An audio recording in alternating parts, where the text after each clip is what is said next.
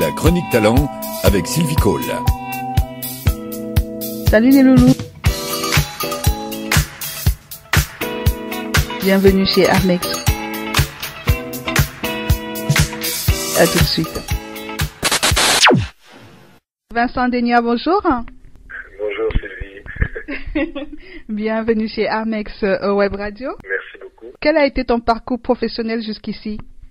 Bah écoute, ça fait depuis l'âge de 12 ans, tu vois, que j'ai envie d'être comédien, donc ça fait un petit moment que je ne pense quasiment qu'à ça. Et mon premier vrai cachet, donc pour te dire, j'avais 23 ans, donc ça va faire 10 ans à peu près. 10 ans que je travaille assez régulièrement. Pareil que la vocation t'est venue en jouant West Side Story au collège. Ben c'est vrai, j'avais été demandé par ma prof de musique de l'époque, que j'emprunte d'ailleurs, elle nous écoute. Elle s'appelle Mademoiselle Pozzo Rolando. J'ai plus de nouvelles d'elle, mais je me souviens très très bien de cette prof. Tu vois, c'est elle qui m'a donné le virus de la scène et c'est vrai que j'en ai pas démordu, donc voilà, je la remercie ici. Et nous aussi, hein. Eh oui. D'avoir été reconnu talent de Cannes, a-t-il changé quelque chose pour toi? Ça, c'était en 2006. Oui, j'ai eu la chance d'être choisi parmi les talents Cannes de cette année-là. Et j'ai eu deux belles opportunités grâce à ça. À la fois de jouer dans un court-métrage réalisé par Jean-Paul Siverac, aux côtés entre autres de Jean-Baptiste Chenardine, qu'on retrouve dans nos chers voisins en ce moment sur TF1. Et puis, donc c'était un très bon court-métrage avec lequel on est allé à Cannes. Donc c'était une belle expérience d'aller au Festival de Cannes. C'est la première fois pour moi. C'est quand même particulier de monter les marches. Ça fait toujours quelque chose. Les talents Cannes, ça m'a aussi donné l'opportunité d'être dans une pièce de théâtre avec un très grand metteur en scène qui s'appelle Joël Joanneau. Et on a joué des pièces de Martin Krim, qui est un auteur anglais. On a joué ça au théâtre de la Cité internationale. Et voilà, donc grâce à ce concours, je sais pas comment on peut dire ça, j'ai eu deux belles opportunités cette année-là, quoi. Ah mais c'est super. C'est super. J'ai cru comprendre que tu re-endossais le costume de Gaven, la brute au grand cœur de Sunderland. Une comédie sobristique du français Clément Koch. Ce sera où et quand? Alors, effectivement, on a créé cette pièce de Clément Koch qui s'appelle Sunderland la saison dernière au Petit Théâtre de Paris. On a eu un très beau succès puisqu'on a joué 250 fois et on a eu des belles critiques, on a eu un très très bel accueil du public. Et moi je crois que c'était une des premières fois que j'avais un rôle aussi fort au théâtre, à la fois comédie, à la fois du drame. Enfin c'est une pièce que moi j'aime beaucoup. Et là on a la chance effectivement de partir en tournée avec ce spectacle, avec pas tout à fait la même distribution qu'à la création, mais on part pendant 4 mois de France, la Suisse, la Belgique. Voilà, on va voir plein de très beaux endroits où je suis jamais allé, comme la Corse par exemple, où j'ai hâte de mettre les pieds et de jouer. Donc c'est super parce que c'est sur la scène, on fait vraiment son métier, donc moi je suis ravi. Est-ce qu'il y a une adresse ou un site web? Alors écoute, je voudrais pas dire de bêtises, mais je pense que sur le site de Artemis Diffusion, qui est notre tourneur, les gens qui s'occupent de l'organisation de la tournée, je pense qu'on peut retrouver toutes les dates. Artemis Diffusion, voilà. Merci. Dans ton CV, il apparaît que tu as pris des cours de chant. Dans quel but? Comptes-tu endosser la double casquette de comédien et chanteur comme le font de plus en plus de comédiens? Eh bien non. Non, c'est pas ça. En fait, moi j'ai toujours chanté. D'abord j'ai commencé, comme tu le rappelais tout à l'heure, dans West Side Story quand j'étais tout gamin. Donc voilà, en fait le virus de la scène m'est aussi venu grâce au chant. Et ensuite, quand j'étais en province, je chantais très régulièrement avec ma guitare dans des bars, dans des restos. J'ai fait ça pendant pas mal d'années. Chose que j'ai un petit peu mise de côté quand je suis arrivé à Paris et que j'ai suivi les cours Florent, voilà, puis que j'ai commencé à travailler. J'ai toujours une guitare chez moi, je chante de temps en temps. Et là, c'était l'opportunité, effectivement, de faire un stage pendant 1 an avec de très bons profs dans un endroit très très bien. Non, mais ça sert toujours, tu sais, le chant, ça sert toujours. On nous demande toujours, ça peut arriver dans une audition, voilà, savoir chanter un petit bout de choses. Voilà, c'est toujours bien d'avoir plusieurs cordes à son arc pour un comédien. Tu as joué tour à tour dans le site de Corneille, Si j'étais diplomate de Alan Lewis Rickman, Henri IV, bien-aimé pour ne citer que cela. Quel personnage t'a le plus marqué? Dans ceux que tu viens de citer, alors j'avais qu'une seule scène dans la pièce Henri IV de Daniel Collat au Théâtre des Mathurins. Mais bon, c'était pas n'importe quel personnage, c'était le personnage de Ravaillac, le fameux assassin d'Henri IV, et c'était une très très belle scène qui arrivait vers la fin du spectacle. Mais cette scène était tellement forte que dans ceux que tu as cités, oui, c'est mon plus grand souvenir. En plus, ça a été là aussi un très beau succès. Et puis bon, quelle chance de pouvoir partager la scène avec, on est était 16 ou 17 comédiens sur scène, dont quand même des grands noms comme Jean-François Balmer et Béatrice Agenin. Voilà, aussi avec mon ami Maxime Daboville, Hubert Drac, des gens formidables. Donc c'était une super aventure pour moi. Maintenant, le plus beau rôle qu'on m'ait donné au théâtre, c'est quand même celui que je joue en ce moment dans Sunderland, le rôle de Gavin. Si je te dis Jean-Pierre Daroussin. Eh bien, je te dis très bon souvenir, très grand comédien. Voilà, j'ai eu beaucoup de chance de partager. En plus, c'était, tu sais, c'est dingue parce que c'était mon premier tournage vraiment. J'avais fait quelques courts-métrages avant, mais le film Feu Rouge, puisqu'on parle de ça, c'était en 2003, donc ça va faire 10 ans de tourner ce film. Et je garde un souvenir génial j'ai eu 15 jours de tournage avec Jean-Pierre Daroussin. Voilà. Alors moi, je joue un peu le méchant dans l'histoire, une espèce de jeune serial killer, jeune fugitif, voilà, il va me prendre dans sa voiture et on va partir comme ça sur les routes ensemble la nuit. Mais lui, c'était un amour, vraiment. C'est un comédien dont j'aime bien beaucoup la carrière parce qu'il a gravi les échelons petit à petit. Il a fait énormément de théâtre. Il a commencé à être connu assez tard. Il a appris son métier pendant longtemps et moi, j'ai beaucoup de respect pour son parcours. Et en plus, pour sa gentillesse. Vraiment, c'est quelqu'un de très sympa. Puis j'ai pu le voir avec les gens, avec le public qui venait un petit peu sur le plateau de tournage. Toujours très abordable, très agréable avec les gens. Non, vraiment. Respect. Dada. On l'appelle Dada. Non, c'est un super gars. Il me semble que tu avais en projet d'écrire un one-man show. Qu'en est-il? Aurais-je le plaisir d'aller t'applaudir bientôt? Alors bientôt, ça sera difficile parce que c'est toujours dans les cartons. Je t'avoue que l'écriture, c'est quelque chose auquel je pense beaucoup, mais malheureusement, ça reste pas mal à l'état de pensée. Et voilà, c'est un de mes chantiers pour les années à venir et surtout une de mes bonnes résolutions de la rentrée, de m'y mettre plus sérieusement.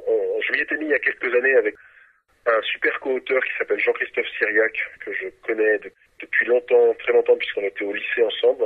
Voilà, on avait commencé à écrire justement sur la vie d'un vigile, parce que moi j'ai travaillé dans la sécurité pendant 3 ans à plein temps, donc c'est un monde que je connais bien, et j'avais commencé à écrire là-dessus.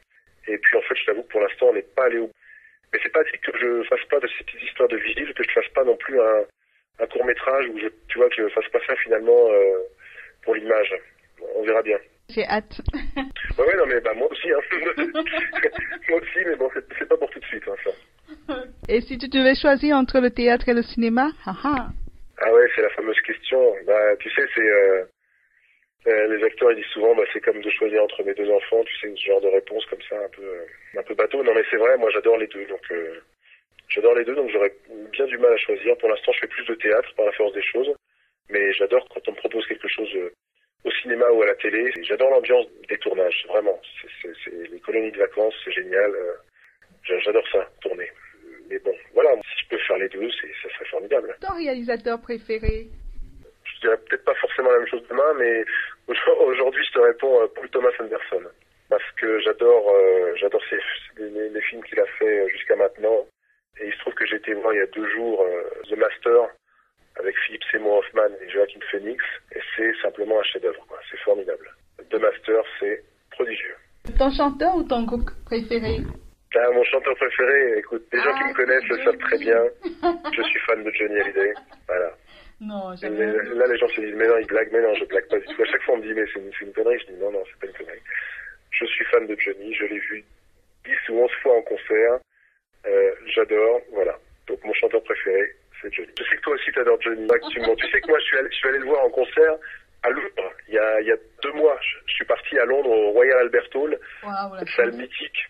Je pense que c'était le meilleur concert que j'ai vu. Il y avait une ambiance, c'était de la folie pure là au milieu des Anglais. Enfin, il y avait plein de Français, mais il y avait aussi des Anglais qui découvraient. Il a eu une presse dithyrambique, journaux anglais qui en plus sont pas tendres, et il a eu des éloges, notamment des journalistes anglais qui ont écrit.